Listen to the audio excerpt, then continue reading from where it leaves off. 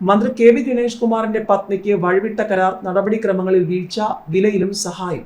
സംസ്ഥാന സർക്കാരിന്റെ കീഴിലുള്ള സഹകരണ സ്ഥാപനങ്ങളായ കേരാഫെഡിന്റെയും മിൽമയുടെയും ഉൽപ്പന്നങ്ങളുടെ വിദേശ വ്യാപാര കരാർ വിജ്ഞാപനമോ താൽപര്യപത്രമോ അടക്കം മത്സര പ്രക്രിയകളൊന്നുമില്ലാതെ മന്ത്രിപത്നിയുടെ കമ്പനിക്ക് നൽകി. മന്ത്രി കെ വി ഗണേഷ് കുമാറിന്റെ ഭാര്യ ബിന്ദു മേനോൻ സിഇഒയായ മിഡ്നൈറ്റ് സൺ ഗ്ലോബൽ എന്ന കമ്പനിക്കാണ് വഴിവിട്ട കരാർ. കേരാഫെഡ് വെളിച്ചെണ്ണ ദുബായിലും മിൽമയുടെ ഉൽപ്പന്നങ്ങൾ ന്യൂസിലൻഡിലും ഓസ്ട്രേലിയയിലും വിൽക്കുന്നതിനാണിത്. മൊത്ത വ്യാപാര ഏജന്റിനെ വെളിച്ചെണ്ണ വിൽക്കുന്നതിന് കരാർ വിളിക്കേണ്ടതില്ലെന്നാണ് കേരാഫെഡിന്റെ വിശദീകരണം.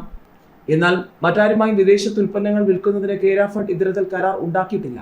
മത്സര പ്രക്രിയയില്ലാതെ ഒരു കമ്പനിക്ക് ഇങ്ങനെ കരാർ നൽകുന്നത് ക്രമവിരുദ്ധമാണെന്ന് ബന്ധപ്പെട്ട വകുപ്പുകളിൽ വിമർശനമുയർന്നിരുന്നു.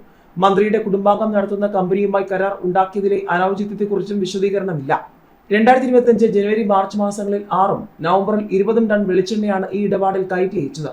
ഗണേഷ് കുമാറിന്റെ കുടപ്പനക്കുന്നിലെ വീടായ സിന്ദഗി KRA 144A എന്ന വിലാസത്തിലാണ് Midnight Sun Global company register ചെയ്തിരിക്കുന്നത്.